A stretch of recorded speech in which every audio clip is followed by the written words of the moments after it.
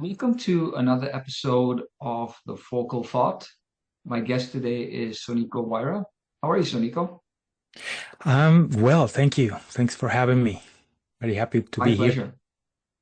Thanks for coming on board and excited to speak with you today. So, Soniko, you are a father, artist, musician, and visionary, walking the sacred path of the wise human. You are a teacher and student of magic, indigenous consciousness, master plants, and shamanism, and also a spiritual helper and mentor and holder and guardian of the sacred space for intentional healing and transformation to take place. And you are the founder of the Heart Map Experience, which is a visionary path for self empowerment and collective development. And I really wanted to speak to you today, especially on the topic of self empowerment. That is something that's near and dear to my heart as well. Um, I have a central philosophy or vision in life which is a motto. And my motto is to change the paradigm of thought with empowered thinking. Because too often, especially these days, maybe we're surrounded with negativity. And even the human mind, just in its default setting, has a negativity bias where you sort of start with negative thoughts and only then do you consciously try to think positive thoughts.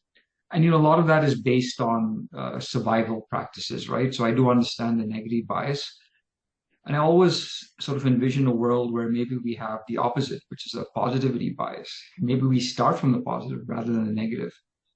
But then sometimes I do think that you do need the negative because without the negative, you don't know what the positive is, right? So you need that contrast to be able to appreciate the positive.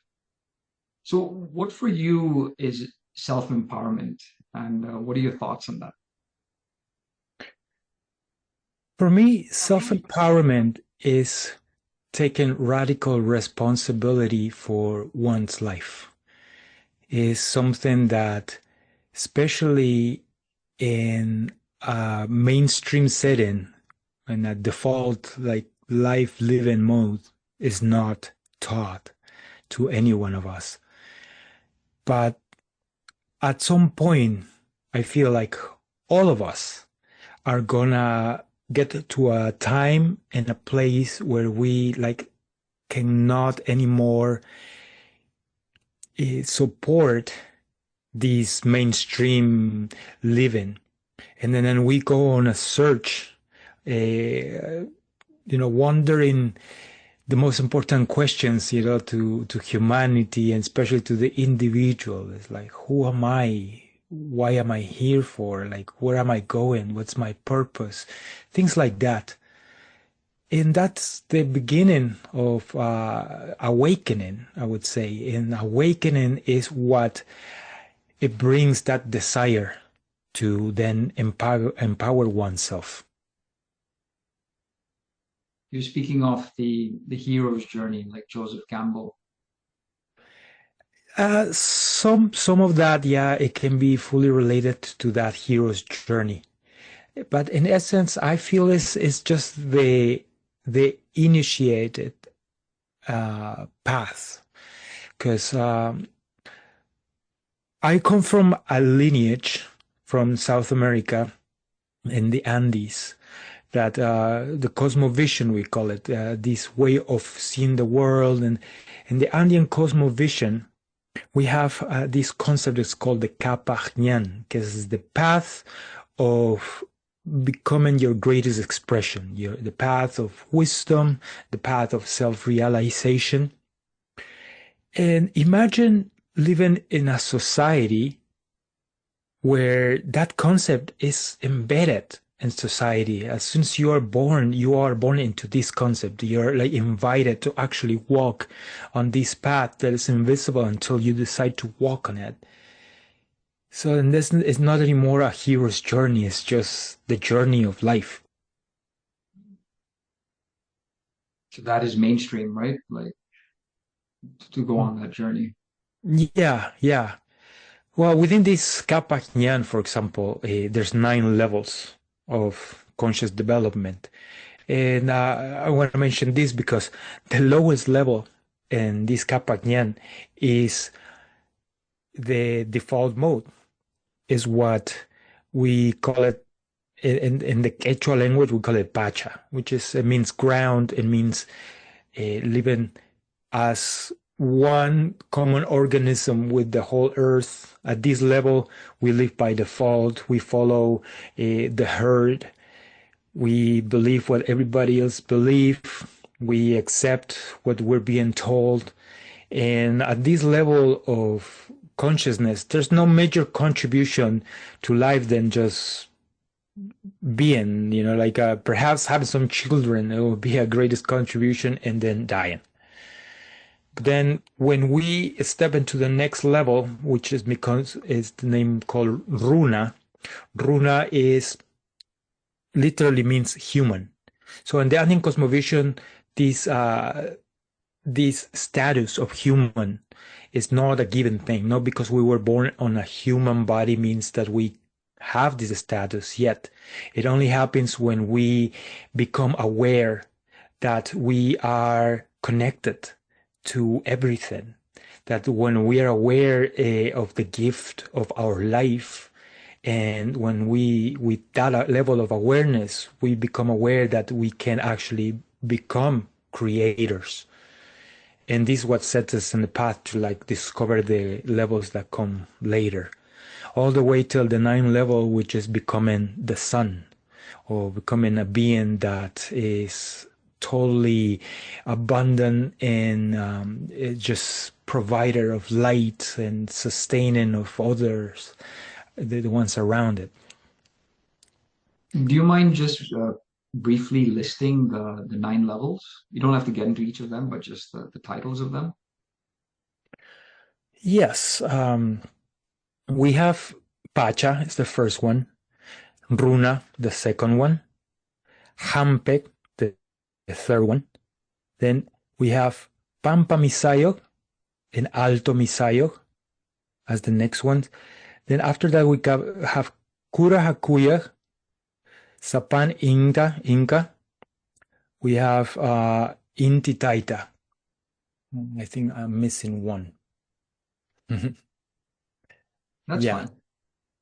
And in order to go through these levels of consciousness, to reach that end one where you are like the sun and you're hosting abundance, how do you go through these different stages? Do you have to work with someone like a mentor or a teacher?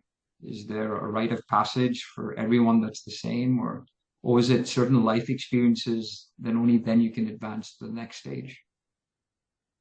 I think all those, it's experiencing all of those. I mean, we are all walking this path. Like when we see it from this perspective, we are all coming to this realization. That's why it's the path of self-realization. But when we become aware, it's one of the most useful things that as we empower ourselves is to get to learn the difference between a teaching and a lesson. And of course, when we walk on our own, we go for the lessons because, we just give the next step, we try something, we learn from it, and that's the lesson. But when we become aware that we can strive for teachings, that's when we want to attract mentors or teachers or ideas and concepts that help us expand the way we see our path in ourselves. And this is what a teaching will be. So that you get the full experience of it. And well, yes, the full experience will be actually the embodiment of it, which is like this part is in two. One is like it's a mental process of gathering information, ideas, concepts. But then the part of turning that into wisdom is into embodying those ideas and those concepts. And that is what in the shamanic path we do through rites of passages and initiations and ceremonies and like these ways, pilgrimages that help us that help our biology understand that we're moving through these levels. Got it. It reminds me of Rumi because Rumi used to, be a big lover of books. And then I think it was not till he met Shams. And Shams is the person that sat with Rumi for 40 days and taught him everything. Um, that Rumi said you have to, like you're saying, embody the experience of things, not just the mental faculty of things. So if you want to know about chocolate, you cannot just read about chocolate or watch videos about chocolate. You actually have to eat chocolate. So then you know what it feels like and tastes like, literally Exactly. embodying it, right? So you get the full experience, the true Yeah. experience of it. And beyond that, you can get to know the plant and take care of it, and then go through the process of like harvesting it and turning it ultimately in what we call it chocolate. And that's a Nice. more deeper experience of chocolate itself. Oh, I love that. If someone wants to become empowered and say they're in a geographical location where they don't have access to a teacher who can administer the rites of passage and initiation, or maybe the medicine, what would you recommend they can do in the meantime, maybe just to start on the journey of self-empowerment? Well, if someone is listening to this already has access to one of the most amazing resources we've created, right? The internet, where we can just access people and information that are not physically present, right? So that's a way of there are already so many options that are there, which is this is a blessing and at the same time is an invitation for discernment. And at a time where like there's an overload of information, it's very important to be very thoughtful of like the paths we're going. I guess, remember the difference between teaching and lesson. It's to be able to get to the teaching, we have to like attract the right teacher. Otherwise, it will just be a lesson. Correct, yes. Because you don't know also, right, who the right teacher might be because you don't know what the information is that you need, right? Well, that is one way of seeing it that at first is valid because ignorance is just a state, but that we can overcome. And as we continue to empower ourselves and expand, one of the steps that are very important is to also become very in tune with our intuition. Because actually, a big part of this path is to follow our inner guidance. Because our inner guidance is what's going to attract what we need. So that is also the main approach, is not to go out and search, but to be open to attract and receive. How does someone get in touch with their intuition? How do they know how to feel it and what to look for?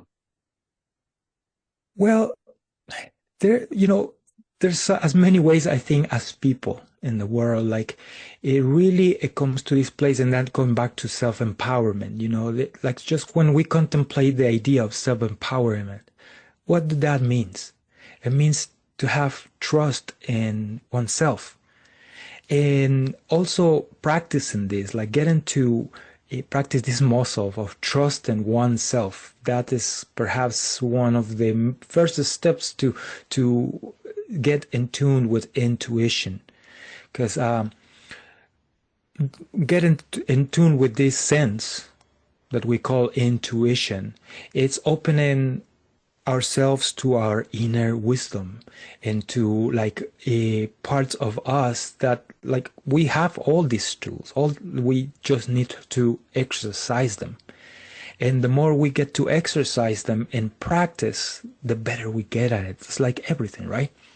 So getting in tune with intuition, at first it might feel like I step into the unknown, but with the perhaps the faith, because it's also another important aspect, the faith that we know where we're going. And we might not know the right uh, image of where we're going, but Yeah. we definitely know that what who we belong to, if that makes sense. No, it does. So really, are we looking at a feeling that we are trusting in, or the voice in our head that we want to trust, or maybe a combination of both?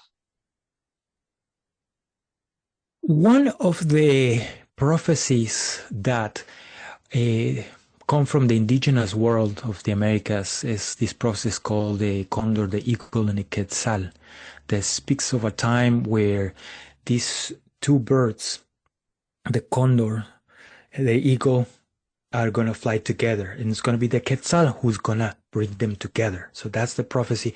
But what the way to interpret this prophecy in how it's relevant to your question is the eagle represents the mind. It represents masculine energy. And it represents knowledge. It represents technology, intelligence.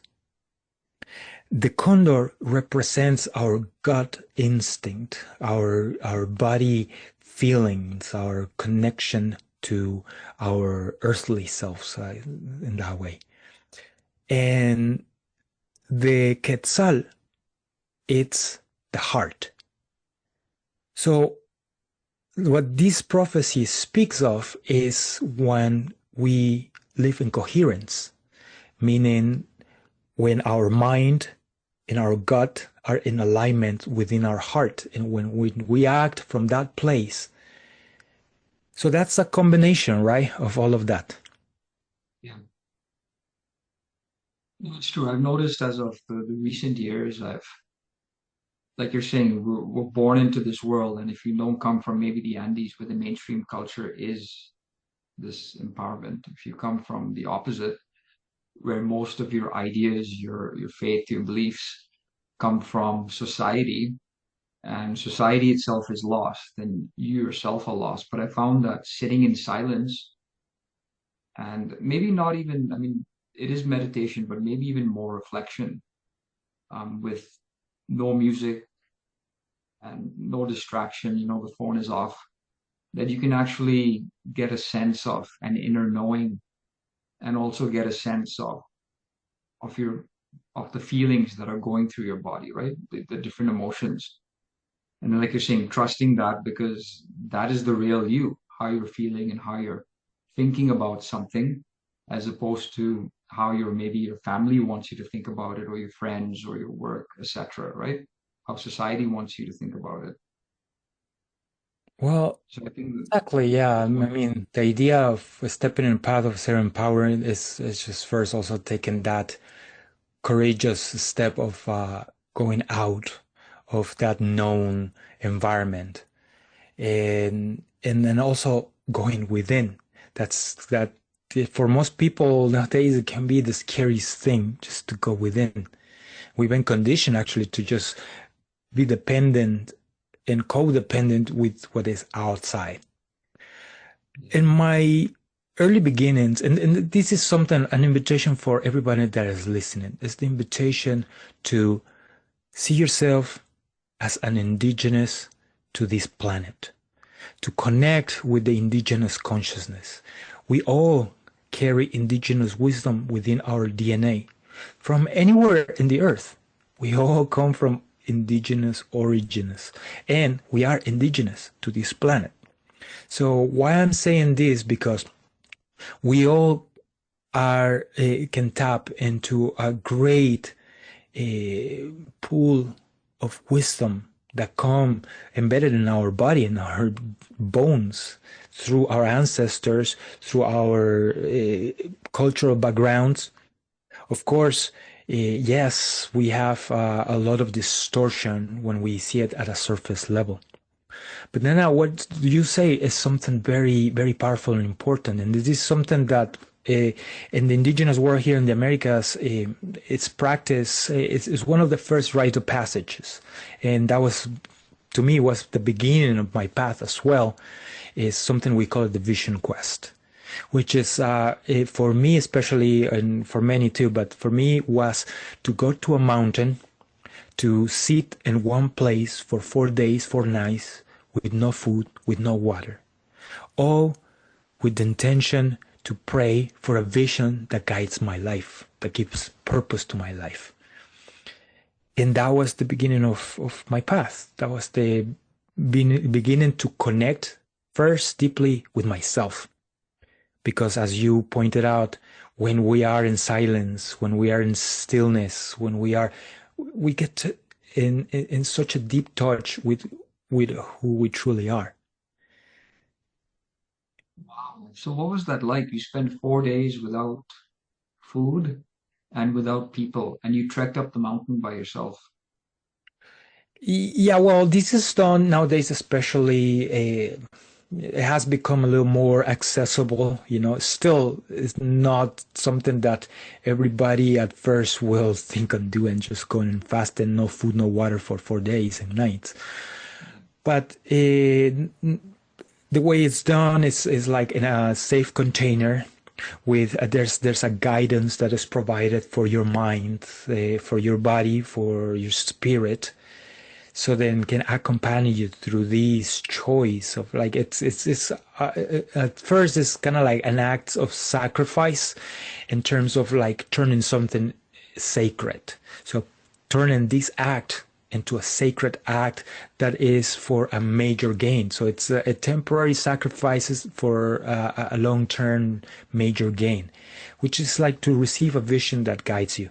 So what it is like, I mean, to me, at first, the first couple of days, like the mind is just in a constant chatter. Like there's like questions and questions over questions, and in fears that come, fears of being alone, of being out in the woods, and all this. But then eventually, this chatter and this noise becomes less and less and less until it's not there. Until like you truly like all these stories and chatter that it's always on go off, and then you finally get to actually listen to your inner guidance, to like you're able to see that vision if you do it in the right way, of course. And once you, that's one of the most, I think, empowering things that and radical things that someone can do, is just to pray for a vision that guides their life, because that gives us direction, that gives us and with direction we can achieve more precision, and we can be more accurate about what we want to do, and that is really empowering. Yes. Any ideas why the chatter goes away, like once you hit that threshold?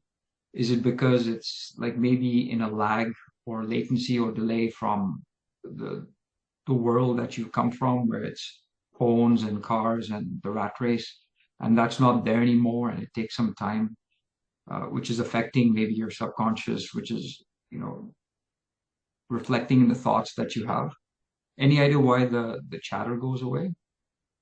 Well, for once, is like you get tired of just listening, because now like you have the opportunity to witness.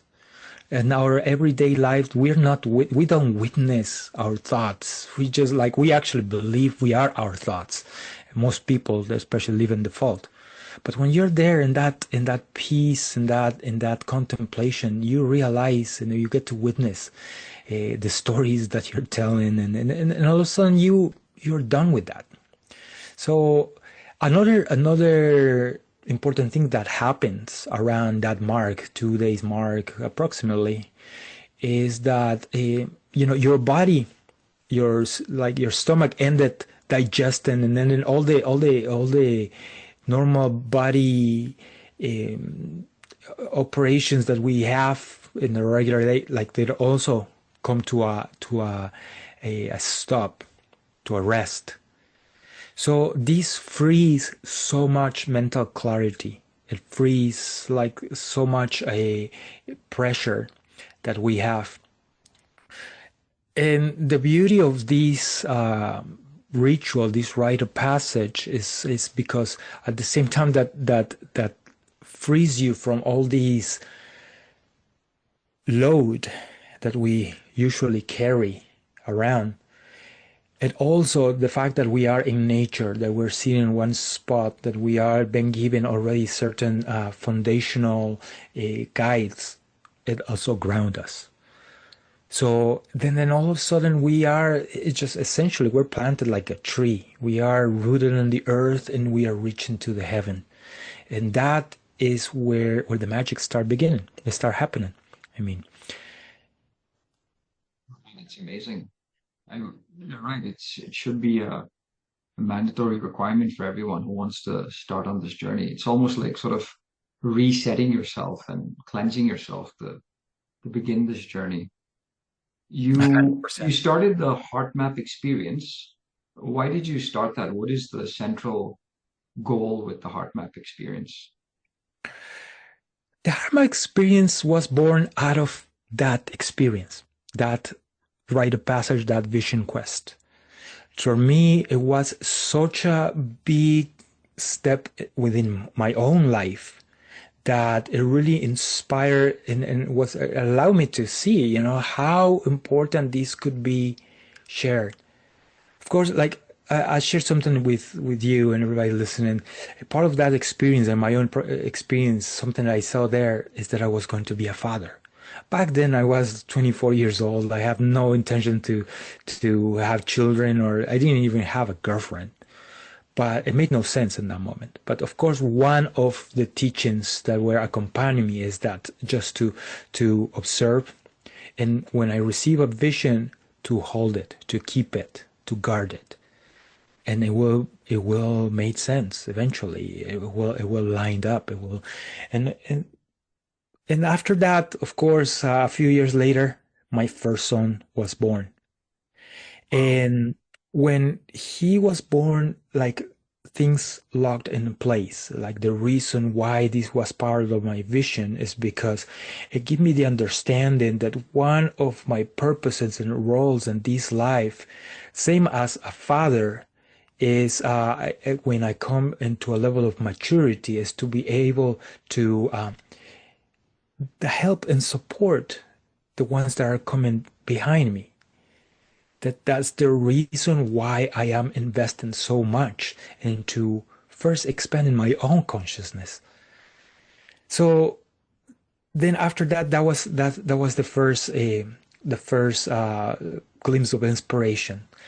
In 2012, it was actually when and this was what, like 8 years after that experience, more or less, was the first time that I decided to step into a role of a teacher. Because until then, I created this process that was just for me, because that's just how my mind works, how I work. This process of putting together this that now we know like as a vision board, and also this writing technique that is called mind mapping, and putting them together into a tool that helped me to record and expand on my vision, on the vision that I received on that experience in the mountain. So when I did that, I've been practicing this already for 8 years, this tool, and been using it, and it's been helping me to keep my vision clear and to keep my target, or like just my direction, clear. And back in the 2012, also, if you remember, we were going through this big story that the world was going to end according to the stories that have been shared by interpretation of the Mayan teachings. Yes. And so everybody was waiting for the end of the world. I was waiting for the end of the world. And at that time, at that crucial time, one of my mentors said to me, Soniko, that tool that you're using, that would be really helpful for other people. You should start teaching that. And then I say, well, no, I don't feel I am a teacher. I don't think I didn't make this too. So I just didn't have the confidence. I didn't have you know. But then what my teacher said was something that just inspired me to step into this role. What she said to me back in those days was, Sonico, it's very important, that when you do have something to share, like that's part of what you're here. It's like that to express that, to share that. Just don't keep it in, right? Just bring it out.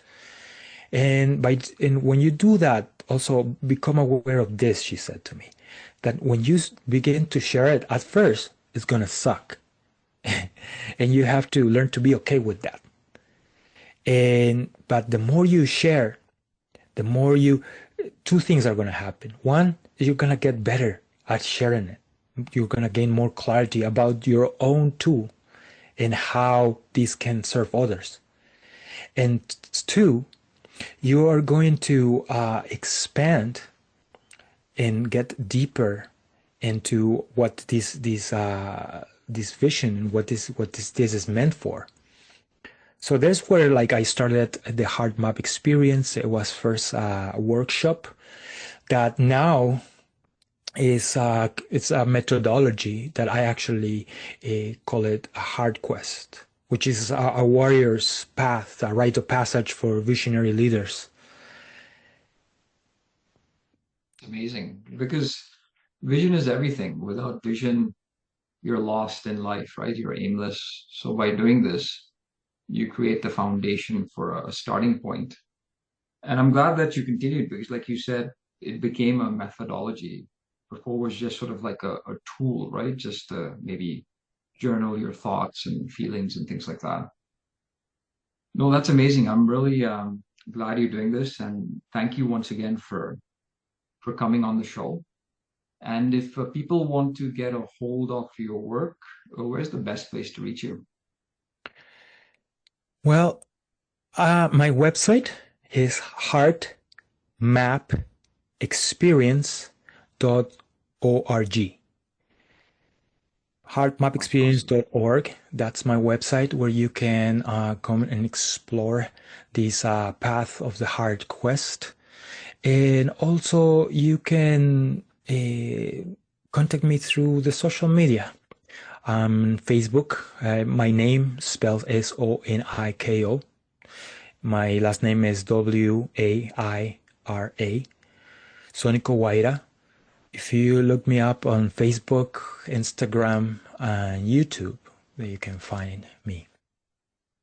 Okay, amazing. And I'll put all of those in the show notes as well. Thank you once again, Soniko, for coming on the podcast, and I wish you well. Thank you so much, Croydon. Thank you to everyone that listened. And just my last thought that I'd like to share is that to me, what I found very important, on connecting and aligning with a purpose, such as expanding, contributing to the expansion of human consciousness, that this purpose is a win-win for all of us. And here's the invitation to everyone that aligns with this purpose. Aho. Great. Thanks again.